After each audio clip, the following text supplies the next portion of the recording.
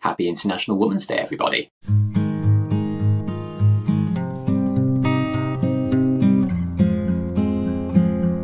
So yes, hello, welcome to this episode of Quaker. And in this episode, I'm going to be trying to do something that actually I've never done before, and that is to film, edit, and release a video in under 24 hours. Today is the 8th of March, which is International Women's Day, and so I really wanted to talk about some of, there are so many. I'm choosing 5 exceptional Quaker women in our history, and I've changed this order quite a few times, so I'm pretty happy with what I've come up with. I'm going to kind of do it chronologically, I suppose, makes the most sense. And I've also tried to not just choose British Quakers, I've tried to really, push it out there as well. So I think firstly, and quite rightly, first place in any Quaker list of women, regardless of how you're doing it, would have to be Margaret Fell. She was absolutely paramount to the beginnings of Quakerism. She's a well-known theologian in her own right. She married George Fox. She pamphleteered for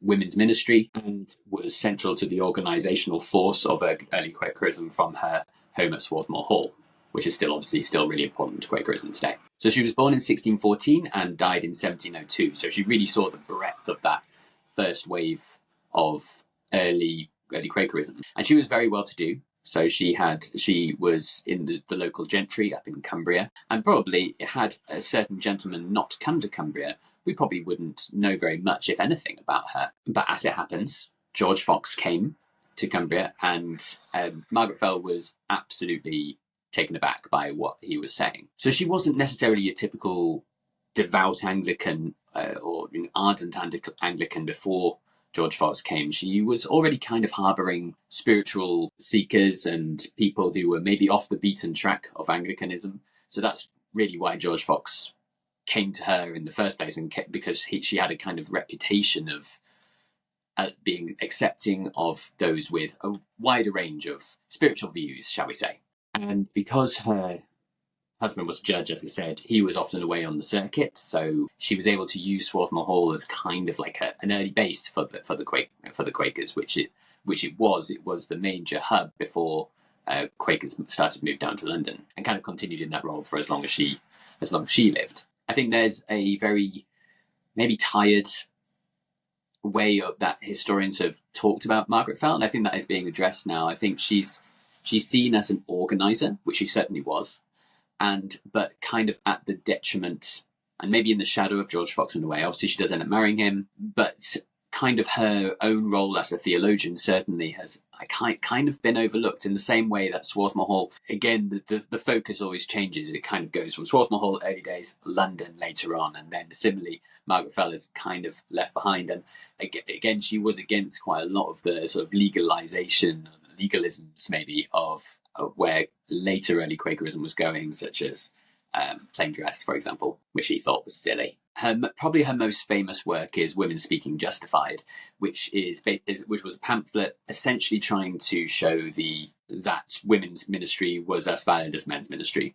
Early Quakers were really radical at the time to accept women's ministry as equal with men in the idea that, the inner seed, the inward light was in everybody, and so therefore how could the preaching of a woman be any different to the preaching of a man? Which obviously at that time was massively radical, and there weren't many other groups that were doing it. So the quote that I found for this summarises, I think, not only her position, which is basically that women's ministry is equal to that of men, but it also shows her belief that the scriptures have been misinterpreted, that the church over many, many centuries has used it as a way to keep women down, and amongst many other things in terms of misinterpretations that has stopped Christianity from being what it should be. So the quote goes like this: "And whereas it hath been an objection in the minds of many against women speaking in the church, and so consequently may be taken that they are condemned for meddling in the things of God, the ground of which objection is taken from the apostles' words. But how far they wrong the apostles' intentions in these scriptures, we shall show clearly. God hath put no difference between the male and female as men would make." Now, I think also we do have to bear in mind that although, absolutely right, Quakers did believe in equal ministry between men and women, they were still people of their time. If you look at the Valiant 60, for example, very few of them are women. amongst, if I'm looking at early Quakers and theological thoughts, as I always do, there's like 4 women versus 8 men. So they choose Elizabeth Bathurst, or Bathurst, not sure how you pronounce it, Mary Pennington, wife of Isaac Pennington, Dorothy White, who's I think a much overlooked figure, and again was one that I was really wanting to put in this list, and Margaret Fell. So I think, although yes, yes, Quakers had a very radical and very different view in terms of women's ministry than many other denominations. Even today, I wouldn't say that they necessarily have exactly the same views of equality of women in society as we hold to today. So I think overall, for me, Margaret Fell represents someone who not only the Quaker movement would have been very different without, especially in the early days, but she had deeply intellectual theological debates and thoughts and pamphlets.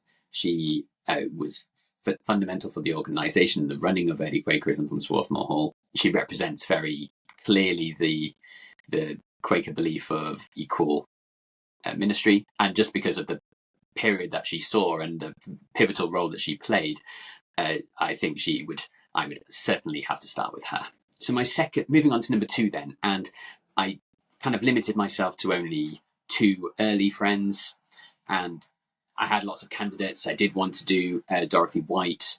I did want to do Mary Fisher, but I'd already done Mary Fisher and her trip to the Sultan, so I didn't want to keep on repeating myself. So I decided to go for another Mary, and I went for Mary Dyer. And Mary Dyer's very well known, certainly amongst Quakers, and I'd like to think in maybe at least Boston, maybe as one of the few Quaker martyrs. She certainly saw herself as that in that way. And actually, it's kind of because of Mary Dyer that there aren't more Quakers who were executed.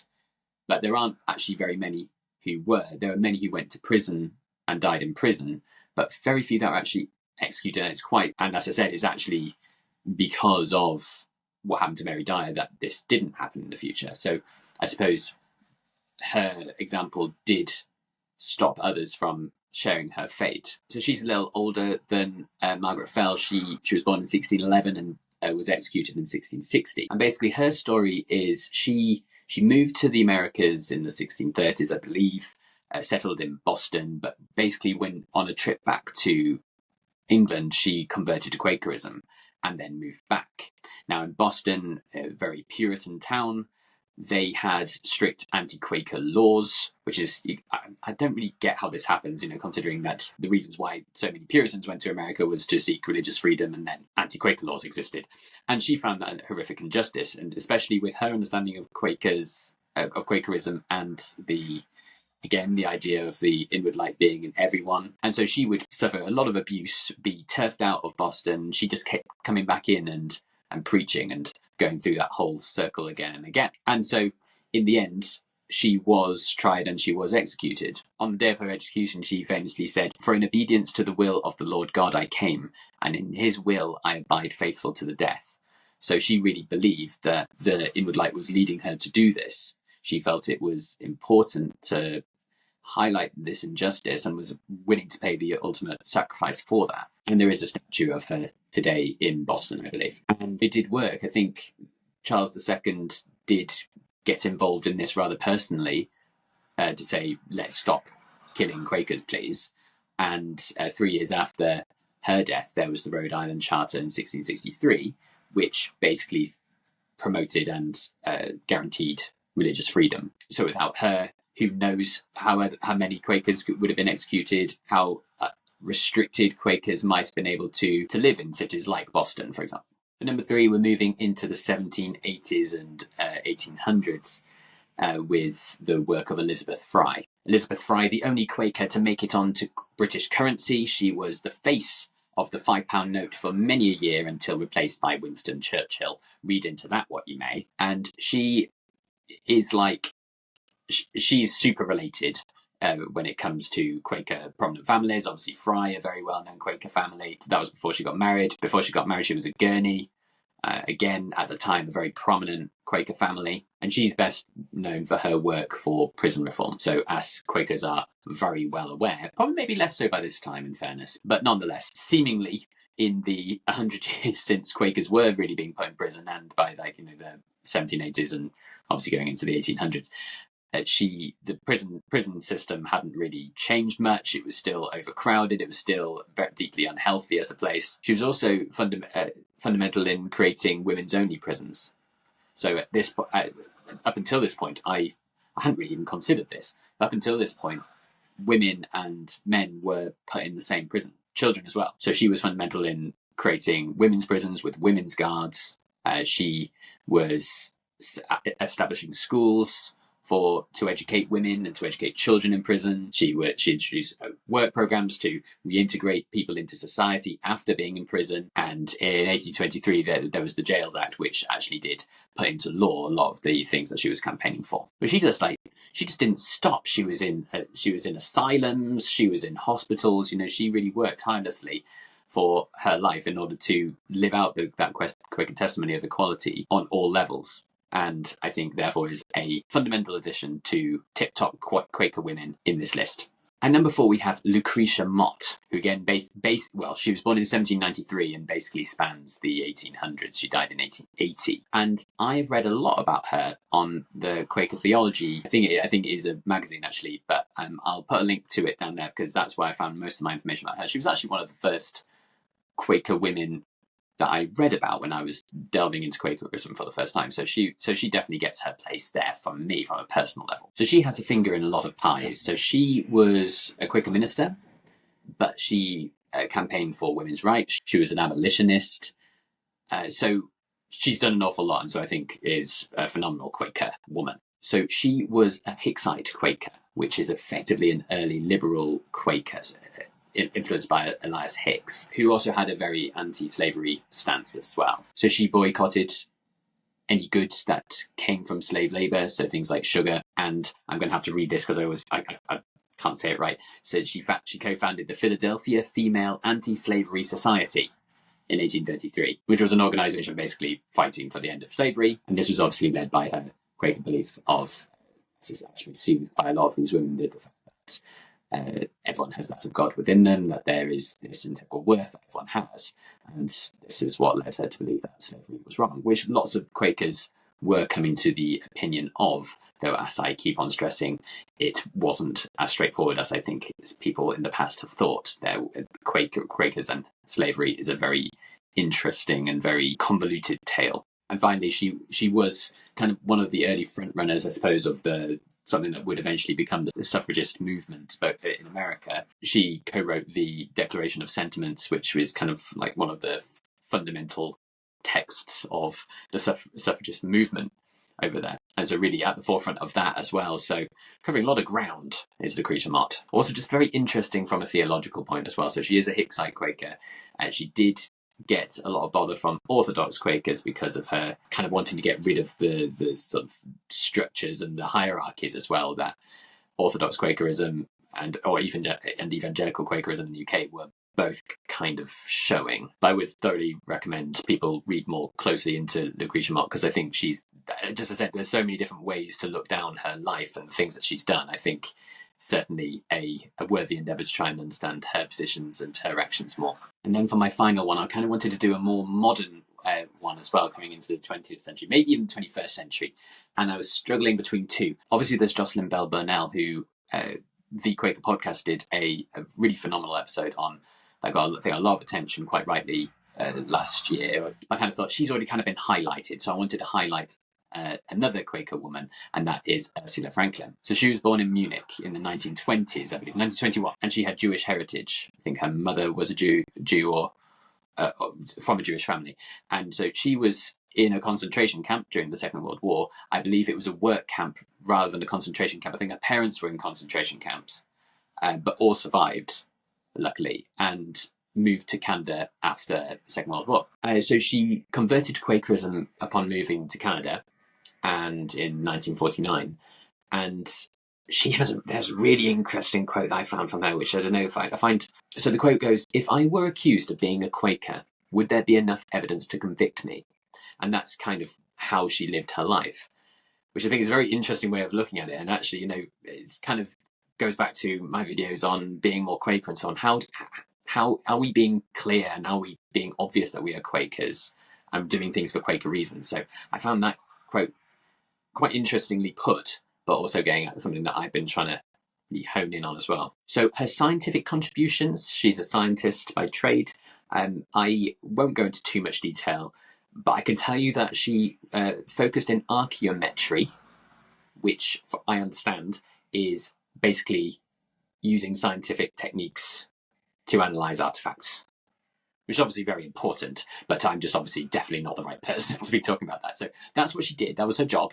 I'm going to be focusing on other things as well, though. She's maybe also quite famous as well for her stance on technology and maybe foreshadowing the positions that we're in today in terms of the dangers of technology. So her book is The Real World of Technology. And so the main thing from that, I haven't read it, but so I've been reading reviews, but it seems the main thing is the difference between holistic technology, which empowers the individual, versus prescriptive technologies, which are ways of controlling individuals. I suppose it goes kind of without saying that she was a pacifist, obviously, with her background. So she took part in something called the Baby Tooth Survey, which was basically looking at the long-term effects of radioactive fallout. And she was all for not paying taxes that went to supplying weapons and arms. She chaired the Science Council of Canada's study on conserving resources in terms of environmental advocacy, and she was also, obviously, being a woman scientist in the latter half of the 20th century, obviously was a trailblazer there. So she was the first female professor of metallurgy and materials at the University of Toronto, and fought for gender equality in academia as well. So absolutely fascinating woman. Died in 2016. So I tried to choose a broad range of Quaker women, all doing kind of different things from different time periods, whether it's, gender equality, whether it's environmentalism, whether it's anti-slavery abolitionism, whether it's religious martyrdom, just trying to show what Quaker women have done. I could have chosen many more. I think Quakers are really proud of the heritage that they have there, and they've got some excellent Quaker female role models to look up to. I just think that Quakerism today just needs to keep on going and still be kind of that radical force fighting for gender equality, because as we know, the work's not done, and Quakers can't rest on their laurels and just say, haven't we been so fantastic? We need to keep on being fantastic, and I think that has to be the message going forward. As I said, there's so many other women I could have chosen. I've mentioned just a few of them, but who would you have in your top 5 Quaker women list? Let me know in the comments below, and I'll see you in the next video. See you next time. Thank you very much for watching the video. If you liked it, please do click on the thumbs up and the subscribe button to get more videos about Quakerism in the UK today. It really does help, and thanks once again.